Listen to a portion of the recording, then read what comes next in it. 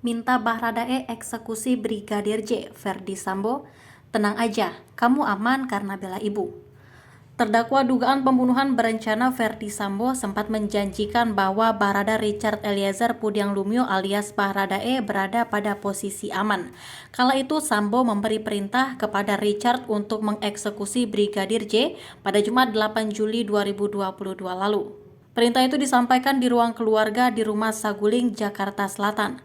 Nanti kau tembak Yosua, nanti saya jaga kamu, ujar Richard di persidangan pada Rabu 30 November 2022 mengingat kembali ucapan Sambo waktu itu. Saat itu pula Sambo memberitahu bahwa Richard berada pada posisi yang aman sebab membela istrinya Putri Chandrawati.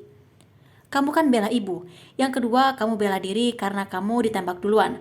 Jadi kamu aman, Cat. Tenang saja. Disebutnya pula bahwa pada saat itu Putri Chandrawati juga mendampingi Sambo. Saat itu Putri duduk di sebelah suaminya. Kemudian Richard bercerita bahwa pada saat itu Putri dan Sambo sempat berbincang berdua dengan volume rendah. Namun ia mendengar bahwa Putri berbicara mengenai CCTV dan sarung tangan. Tidak jelas yang mulia, tapi saya dengar ada CCTV dan sarung tangan. Saat itu pula Sambo disebut sempat berbisik kepada Putri soal sarung tangan.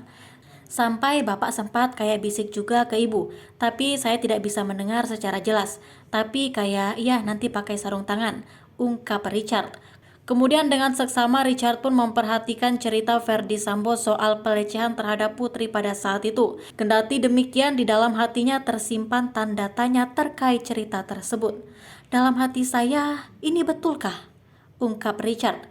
Sebagai informasi, Verdi Sambo dan Putri Chandrawati telah ditetapkan sebagai tersangka dalam kasus dugaan pembunuhan berencana terhadap Brigadir Yosua Huta Barat alias Brigadir J. Mereka ditetapkan sebagai tersangka bersama 3 orang lainnya, yaitu Bribka Riki Rizal, Barada Richard Eliezer Pudiang Lumiu alias Baradae, dan Kuat Maruf. Kelimanya telah didakwa pasal 340 subsider, pasal 338 KUHP, junto pasal 55 ayat 1 ke 1 KUHP dengan ancaman maksimal hukuman mati. Selain itu, ada pula terdakwa obstruction of justice atau perintangan perkara. Mereka ialah Hendra Kurniawan, Agus Nupatria, Cuk Putranto, Irfan Widianto, Arif Rahman Arifin, dan Baikuni Wibowo.